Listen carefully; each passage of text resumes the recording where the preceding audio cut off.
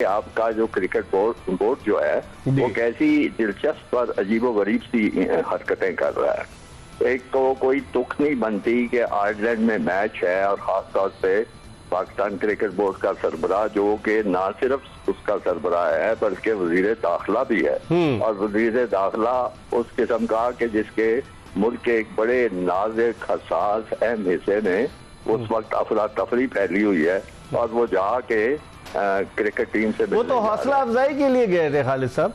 जी, हौसला अफजाई जो होती है वो लोग कर सकते हैं जिनका कोई जाती ताल्लुक हो खिलाड़ियों से, वो हौसला अफजाई कर सकते हैं। मतलब मुझे हौसला अफजाई बड़ी आसान लगती थी क्योंकि मैं 3 टूर से इनके साथ मैनेजर था। उनकी खामियां खूबियां हर एक को की जानता था, उसको सामने रख के मैं उनसे बात करता था। मेरा ख्याल ये तुक नहीं। दूसरी बात देखें तो जाके बड़े अजीब सी बात लगती है, खिलाड़ी खेलते हैं वकार के लिए, इज्जत के लिए, मुल्क से प्यार के लिए, मुल्क का नाम रोशन करने के लिए, और आप जाके वो दुकानदारों की जगह की तरह जाके उनकी बोलियां लगा रहे हैं कि जी आप जीत गए तो $1,00,000 देंगे फलाना। ओ भाई, क्या अहमियत है डॉलरों की मुल्क की इज्जत के मुकाबले में? सब जिलाली परचम की सरबुलंदी ज्यादा अहम है। जी, वो सबसे बड़ा अहम है। आप उसको उस तरह अगर उनको उकसाएं, उस तरह उनको जोश दिलाएं कि देखो मुल्क का नाम बुलंद करो, तो वो कोई बात भी बनती है। सबको पता है कि अगर टीम को जीत गई अच्छा टूर्नामेंट तो इनामात की बारिश हो जाएगी, जैसे चैंपियंस ट्रॉफी में हुई खालिद साहब 2017। बड़ी जगह होती रही है, कहाँ नहीं हुई तो सब जानते हैं। अब देखिए अभी आपकी hockey team Azlan Shah hockey tournament जीत के भी नहीं आई, फाइनल में ही पहुंची है, तो क्या 10 लाख रुपए मिलेगा जी। तो इन चीजों के कहने की जरूरत नहीं, लेकिन लोग इसको दूसरे तनाजुर में लेते हैं। खालिद साहब कहते हैं कि आज तक पाकिस्तान क्रिकेट की तारीख में ऐसा नहीं हुआ कि किसी मेगा इवेंट से कबल खिलाड़ियों की हौसला अफजाई के लिए इस तरह की इनामी रकम का ऐलान किया गया। मुझे नहीं पता, आप और मैं अगर खिलाड़ी होते तो हमारी जितनी हौसला अफजाई होती। अब आपने तीसरी बात सिलेक्शन की छेड़ी है, तो सिलेक्शन तो एक बिल्कुल ही मलगूबा बना के पेश किया गया है। पहली दफा सुना है कि कोई सिलेक्शन कमेटी है जिसका सरबराह हुई, और मुझे भी बड़ी तजस्सुस हुआ जानने का कि ये क्या चीज हुई है। तो पता चला कि क्योंकि वहाब रियाज को सारा जिम्मेदारी सौंपी जानी थी और साथ वो चाहते थे कि कोई तजर्बाकार खिलाड़ी भी उसके साथ बैठे हो। वहाब रियाज तो जुमा चंद दिन हुए उसने क्रिकेट खेलनी खत्म की है। वो खेले पाकिस्तान की जानिब से सिर्फ। जी, जाती नापसंदीदगी भी हो सकती है, पसंद भी हो सकती है, तो फिर उनके साथ सीनियर खिलाड़ी छोड़े गए। जो सीनियर खिलाड़ी जोड़े गए जैसे मोहम्मद यूसुफ 90 टेस्ट मैचेस वो खेले। या उन्होंने मेरा ख्याल है ये कहा कि जनाब ये नहीं हो सकता कि आप एक हमें कमेटी में उठाएं और चीफ सिलेक्टर कोई हमसे बहुत ही जूनियर खिलाड़ी हो।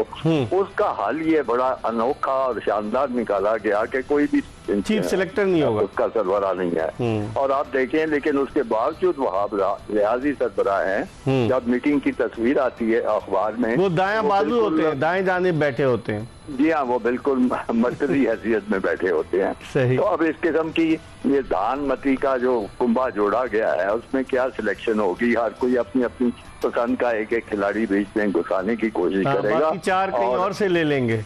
7 तो ये हो गए। यही नजर आ रहा है। अब देखें कि अभी तक अब शायद आज इन्होंने टीम अपनी 15 या जो भी थे खिलाड़ी सिलेक्ट किए हैं। अभी ऑफिशियली अनाउंस नहीं किए खालिद साहब इन्होंने, ये तो अच्छा, अनाउंस नहीं किए। मैं समझा कि अनाउंस कर दिए हैं। तो मैं सोच रहा था कि इनको समझ ही नहीं आ रही कि करें क्या, किसको रखें, किसको बाहर निकालें, किसकी सिफारिश कबूल करें, किसकी सिफारिश मुस्तरद करें। और उनकी जो कारकर्दगी आपने देखी है वो सबके सामने है। कोई यकीनी कैफियत नजर नहीं आती, कोई बैटिंग ऑर्डर नजर नहीं आता, कोई टीम कॉम्बिनेशन नजर नहीं आता। तो इसका मैं क्या तबसरा करूं? सर 24 करोड़ आवाम की दुआएं तो है इनके साथ। जी, 24 करोड़ आवाम की दुआएं यकीनन हैं। जो मर्जी ये करते रहे वो दुआएं काम करती रहेगी। लेकिन बात यह है कि कुदरत तो मेहनत का फल देती है ना, कुदरत तो अच्छी चीजें करने का इनाम देती है। वो तो सिर्फ मेरी दुआओं से बात नहीं बनती ना। सही। तो बस आखिरी सवाल आपसे पूछूंगा कि चांसेस देख रहे हैं पाकिस्तान उन 4 टीमों में शामिल होगा जो सेमीफाइनल के लिए क्वालिफाई करेंगी? ऐसी बात करते हुए दिल नहीं करता। अच्छा। लेकिन मैं कोई चांस नहीं देखता इनका। अच्छा, चलें, बहुत बहुत शुक्रिया खालिद महमूद साहब, पाकिस्तान क्रिकेट बोर्ड के साबिक चेयरमैन, हमारे साथ टेलीफोन लाइन पर मौजूद थे, अपनी राय का इजहार कर रहे थे। आमिर, आप क्या देखते हैं, चांसेस देखते हैं सेमीफाइनल में पहुंचने के इस टीम को? क्योंकि जो इस टीम का कॉम्बिनेशन बन पा रहा है, अब आप देखें 5-5 ओपनर्स इस टीम में, फिर मिडिल ऑर्डर आपका जो है बिल्कुल खाली नजर आता है, फिर आपने 5 फास्ट बॉलर्स रखे हुए, स्पिन बॉलिंग के शोबे में शादाब आउट ऑफ कलर हैं, फिर आपने अबरार को ट्राई नहीं किया, विकेट कीपिंग के शोबे में आप आजम खान से कीपिंग करा रहे रिजवान के होते हुए, तो इन तमाम चीज़ों को मद्देनजर रखते हुए आप क्या चांसेस देखते हैं? देखिए इकबाल भाई, मेरा एक ये जाती एक है जो मैंने क्रिकेट खेली है, जो मुझे नॉलेज है उसकी पे मैं बात करूंगा। देखिए हमारा ये वर्ल्ड कप आज से नहीं शुरू हुआ। जब भी हमारा वो वर्ल्ड कप बड़ा इवेंट आता है ना, हमें इस तरह की उलझने पड़ी रहती हैं। हमने कब स्टेबल होना है ये मुझे नहीं पता चला, ना आपको भी नहीं पता चला। सही। हमने देखे दुनिया क्रिकेट ने, जैसे अभी आपने इंटरव्यू में बताया कि तमाम ममालिक ने अपनी टीमें अनाउंस कर दी हैं। देखिए उससे क्या होता है, एक टीम के जो मेंबर सिलेक्ट होते हैं, एक उनका कॉन्फिडेंस हाई होता है, वो उस तरह की टाइप की उनको एक्टिविटी करनी। अभी तो तलवार लटकी हुई है। अब देख लेना, अभी आप इवन में आप देख लेना, जैसे हम पहला मैच हारे तो मीडिया ने भी, लोगों ने शोर मच गया, ये क्या हुआ।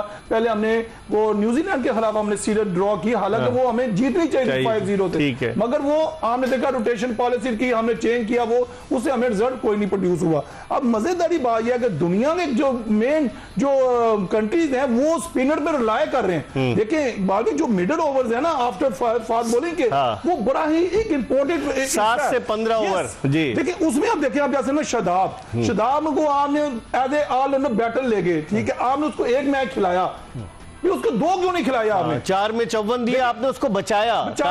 हमने उसका अचार डालना है, हमने उसको क्या करना है, आप उसको खिलाएं। उसके बाद मेन चीज देखें, आपके बाद चले शदाब को नहीं खिलाया, तो आपके पास इब्रार तो है ना सर।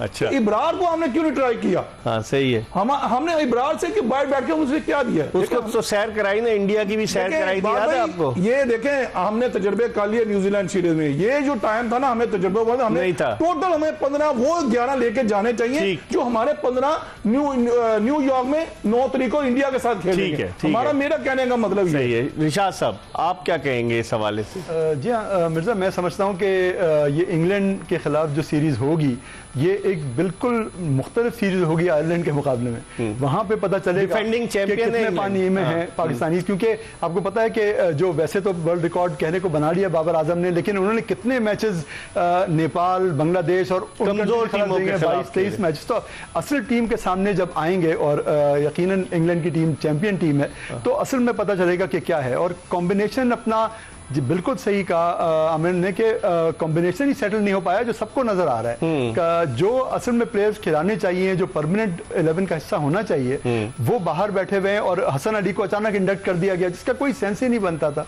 तो ये चीज 9 सितंबर 2022 को आखिरी T20 खेला, और फिर उसके बाद 10 मई 2024 को खेला T20। तो इन चीजों की लॉजिक कोई नहीं है। तो ये चीज आवाम को हैरान कर रही है कि भाई आप कोई एक सेट पैटर्न में, कोई प्लान में, स्ट्रेटेजी में जाते हुए नहीं लग रहे। ठीक है, इस पर हम मजीद बात करेंगे। हमारे साथ पाकिस्तान के former test fast bowler Aamir Nazir और एक्सप्रेस ट्रिब्यून के sports editor, senior sports journalist Rishad Mahmood मौजूद हैं। हम एक ब्रेक ले रहे हैं और ब्रेक के बाद दोबारा आपको ज्वाइन करेंगे। Welcome back after the break. आप देख रहे हैं एक्सप्रेस स्पोर्ट्स पेज और हम बात कर रहे हैं क्रिकेट के हवाले से। हमारे साथ मौजूद है पाकिस्तान के former test fast bowler, junior selection committee के साबिक रुकन आमिर नज़ीर, और उनके साथ मौजूद है पाकिस्तान के senior sports journalist, express Tribune के स्पोर्ट्स एडिटर रिशाद महमूद साहब। आमिर, गुफ्तगू और आगे बढ़ाते हैं। इनिशियल स्टेज में तो आप देखेंगे पाकिस्तान का ग्रुप जो है वो तगड़ा है। तगड़े से मुराद के इतना तगड़ा नहीं है अगर आप ये देखें ना कि भारत के अलावा, लेकिन आप आयरलैंड को रूल आउट नहीं कर सकते। आयरलैंड भी हमारे ग्रुप में नहीं। देखें एक बार भी, पाकिस्तान टीम को हमें इतना हल्का भी नहीं लेना चाहिए, मगर टफ टाइम दे सकती है आयरलैंड, मुझे नहीं लगता। देखिए हमारा जो फेलियर हो रहा है ना, वो हमारा सेटलमेंट नहीं हो रही। हमने किसको, देखिए आप साइम अयूब को हमने उसको कंटिन्यूसली न्यूजीलैंड से लेके आयरलैंड तक हमने एज ए ओपनर यूज किया है। कुर्बानी कौन दे रहा है? रिजवान दे रहा है और बाबर दे रहा है। हमने साइम अयूब पर टॉप रखा है। देखिए फखर जमान भी आपका ओपनर है, याद रखा जाए। वो तो कहता है मैं एडजस्ट हो गया चौथे पे। बाद